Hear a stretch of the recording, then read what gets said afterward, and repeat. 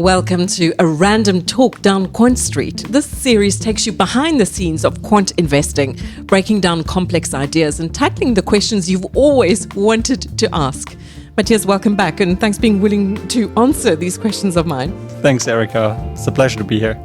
On the previous episode, you spoke about the broad factor groupings. So, at essence, the value, quality, momentum, and analyst revision. So, what I understand is that is your framework for stock selection. So given that framework, if you apply it, what would be the perfect stock that would come out of that? So a super stock in your eyes. Yeah, well, the quant super stock, difficult question, but let's try me to explain it. So first, we're looking for high quality stocks. So that means that the stock or the company is highly profitable, has a strong balance sheet, and also the management really focuses on the shareholder value and not on empire building. At the same time, the stock is in a positive trend. And related to this, we also like when analysts are revising their earnings estimates upwards. And despite all these good things, we are looking for a stock that is trading at cheap multiples like earnings to price or cash flow to price. So you now described quality, momentum, and value. But Matthias, everyone is looking for that, right? So you're just describing this perfect environment. Surely it's impossible to build a model that gives you a high quality stock and one that's cheap at the same time. Yeah, you're right.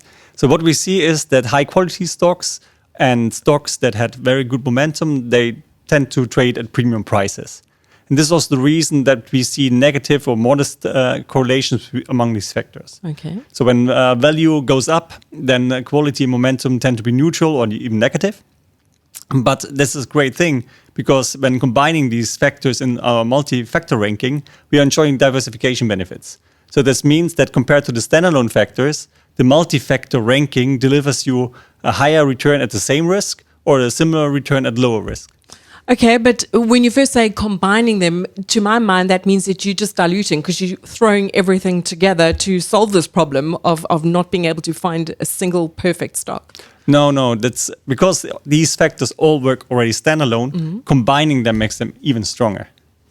All right. So in the previous episode, when we spoke about what a factor is, you described what is academically acceptable globally on what a reliable factor is that you know that works over time. But to me, that is more from a statistical perspective. But if you look at the underlying fundamentals, the economic reason for these factors, why is it that they do indeed work? Why does value work? Why does quality work, etc.? So basically, there are two big explanations. One is a risk-based explanation. The other one is more mispricing-based explanations. And we typically tend to see different explanations for the different factors, and therefore also they are not perfectly correlated. For risk-based explanation is sometimes brought up for value. So people say investors are compensated because value stocks are more exposed to distress risk. But in our research, we see that the value premium isn't concentrated in the most distressed stocks. And you are able to differentiate between the value traps that are cheap for a reason and value stocks that really give you good returns. So the risk-based story seems to be not the whole story. Okay. But there's also the mispricing element. And although markets are already quite efficient, they are not always perfectly efficient. And there are explanations like overreactions or underreactions. And staying at the value example, what we tend to see is that stocks that had very good and high growth in the past, for these stocks, investors try to extrapolating the past growth too much in the future, and therefore they trade really at high prices. And although these stocks also have higher future growth, on average, because of the high expectations, they rather disappoint the market and then having negative surprises. On the other side, value stocks that had poor growth in the past, they have also upside potential. They are surprising the market and therefore deliver good returns. It's such a nice illustration because it touches on the theme that we've spoken about throughout the series is the human element, human behavior, creating these opportunities for quant investors. Exactly. If you could give another example, so you've explained why value works. Could you do the same for momentum? Why does the momentum factor work? It's been doing so well in recent quarters. Exactly. So while value might be more an overreaction story, momentum tends to be more an underreaction story.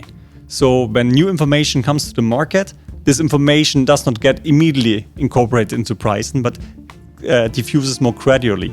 and therefore the stocks initially goes up and goes up over time, tending to create the momentum, and this is also then the effect. Matthias, thank you. Really interesting. Good to speak to you. Well, that's it for now. We'll be back next time with Iman, exploring what AI really adds to investing. Stay tuned for that, and please do share the series in the meantime.